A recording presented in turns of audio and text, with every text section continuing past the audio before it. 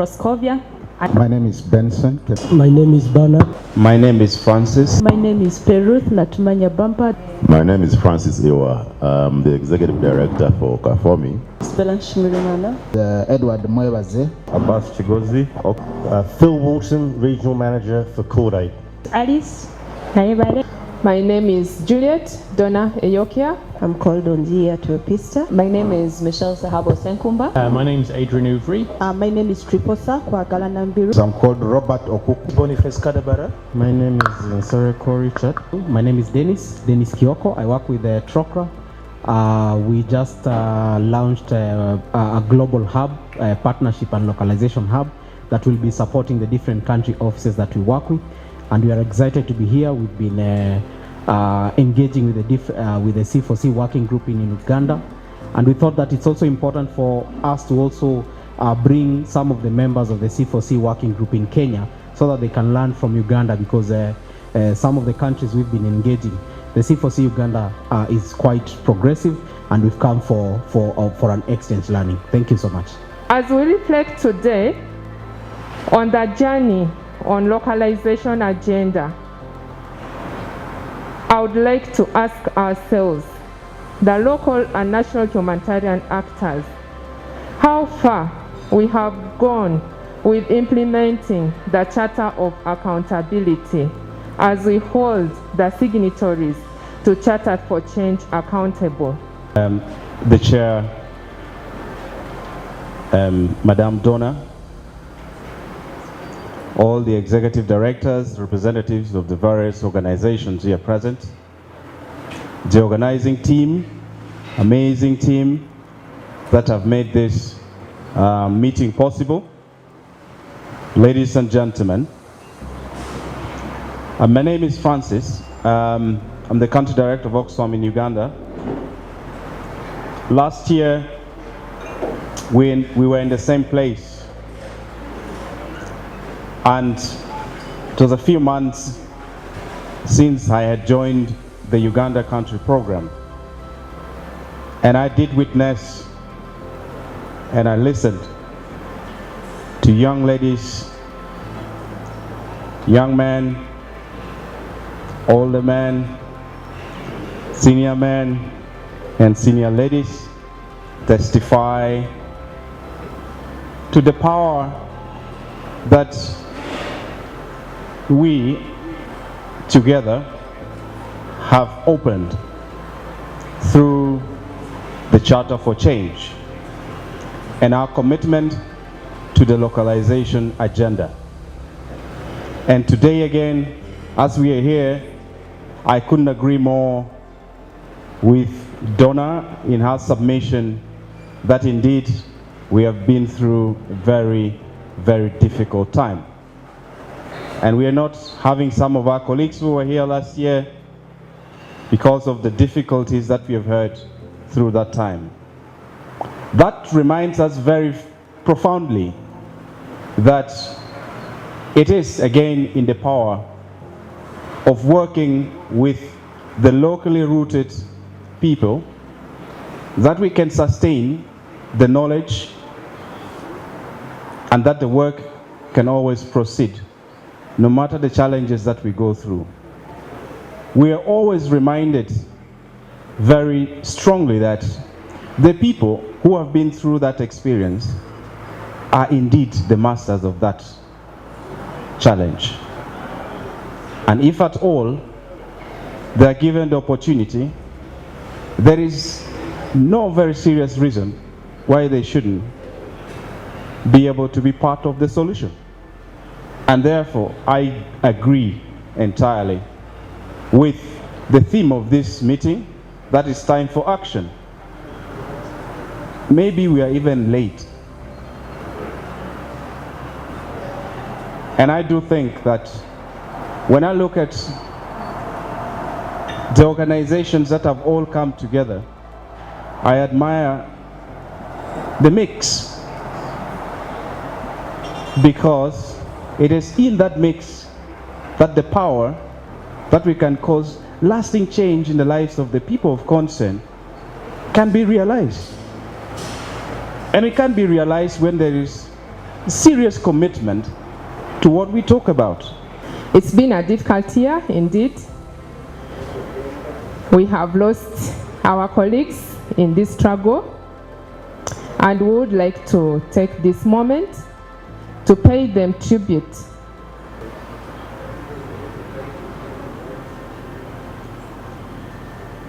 May you all rest in peace.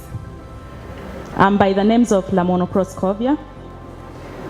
I work with KAFOMI.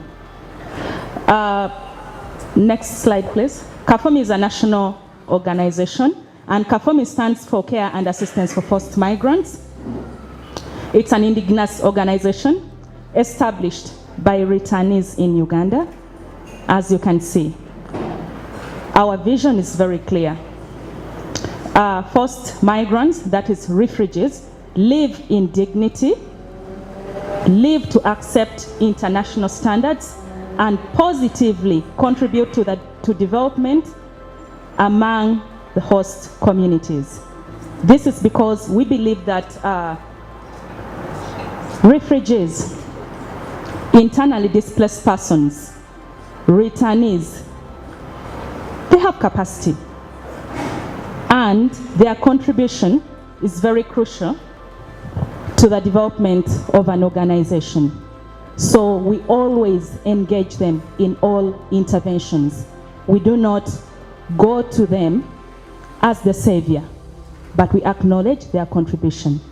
We've just started our new strategic plan, and the strategic plan really, the focus is on local power, global justice. And when we talk about local power, we recognize the need to actually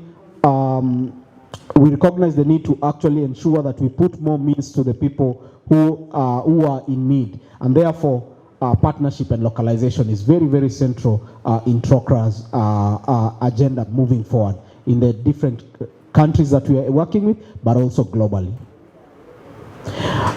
We work with, the hub is based in Kenya. We are a very lean team, and we work in the different countries that Trocare is. Of course, also we will continue engaging with Uganda based on the fact that Trocare has also had partners and allies in this region. Has been the experience of women-led and women rights organizations in the localization and humanitarian work. Women-led organizations have had opportunities to engage with diverse actors, and this has led to learning and sharing from each other and riding on each other's strength. And we have seen women-led organizations working together in consortium to access funding and implement projects. Another experience has been there are quite a number of these women-led organizations that have received direct funding from international NGOs and donors to implement projects. We have also seen capacity development and participation of women and women-led institutions in leadership and engaging in meaningful planning and coordination and advocacy events. And this we can see as a country that our Charter4Change leadership is headed by the women. We also know that our lost hero was a representative of the Interagency Standing Committee for the country. Now, today, I simply wanted to share some insights into what has been a product of over 5 years of trying to figure out how best Oxfam would actualize or promote local humanitarian leadership in Uganda. And what I really want to shed light on is a toolkit that has been put together as a result of conversations with local and national actors, learnings from participating in global spaces, interacting with women-led organizations, interacting with refugee-led organizations, with a view, of course, of assisting different members of the Charter4Change who might have interest in integrating local humanitarian leadership in the existing policies and programs. So now I'm going to dive into key approaches that we're using within the Homes and Communities program. Again, just to re-emphasize, this is how we foresee our emergency programming going. Right now we are a smaller program piloting, but actually this is how we want our entire emergency program to eventually run. Yes? Okay, so for now I'm going to talk about the MultiPurpose Community Center. I'm very proud of this one, it's a wonderful one. So we've just, we're finalizing the construction of this in Zone 2, BDBD settlement. And what it is a one-stop hub for referrals, for services. You know, often refugees will not exactly know where to go for what service or what, but this is that one-stop hub. It's going to provide trainings in business skills, in poultry keeping, in agriculture. It's going to have sports and games for youth. It's going to have so much. It's going to have trainings in tailoring. It's going to have a little kitchen, restaurant, and it has a hall. So as organizations, you don't have to go to Yumbe to hold a training for refugees. You do it right there in the settlement. They will provide the catering. They do all of that. And the beauty of this is it's managed entirely by the community.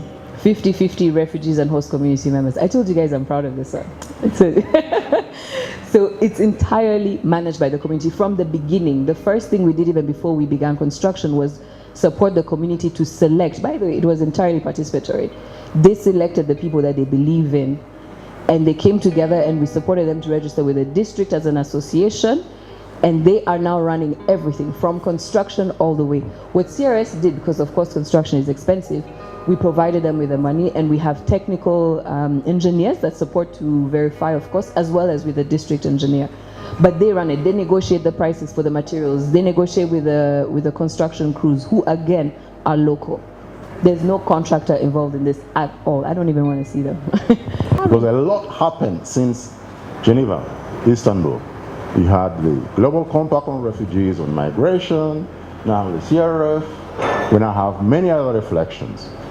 But more importantly, in Uganda, I think with the support of Oxfam through the ELNA project, we then had a momentum that today as I speak here, I have been a very worried chairperson, but I have a lot of confidence now that actually the theme, okay, the time is not now, the time was yesterday, okay? The evidence is now, right? For the doubting Thomases. We have seen the leadership, right, of local actors in putting this together. We've heard that let's not just stay in talk, okay? Action. Leave no one behind, right? SDGs are about everyone, everywhere, as we protect Mother Earth, our planet, correct? If we don't do that, we'll be coming back to square one. I'm called Stephen Wamonobwayo from Award. Award is a local NGO. When Charter4Change came to Uganda, Award was one of the key founding members of Charter4Change, and the first chairperson for Charter4Change was Award's former executive director, the late Rita Nancy Liko. Henry Miyanja is my name, and I'm the country representative of Street Child. Street Child is an NGO that specializes in working with local partners, and we are the coordinators for Charter4Change. We as an organization are very committed to working with local partners, as we believe in locally rooted solutions. And we believe that local people are the best people to solve their own problems. I'm Edward Mwebaze, and I work for Oxfam as the head of programs here in Kampala. We've gone a long way with this Charter4Change working group in Uganda. When we initiated this working group in 2019, Oxfam was interested really in further building the capacity of the local actors, but particularly also putting the commitments of the Charter for Change at the global level into action and being able to demand for accountability within ourselves, but also from among those who have signed and endorsed the Charter for Change commitments.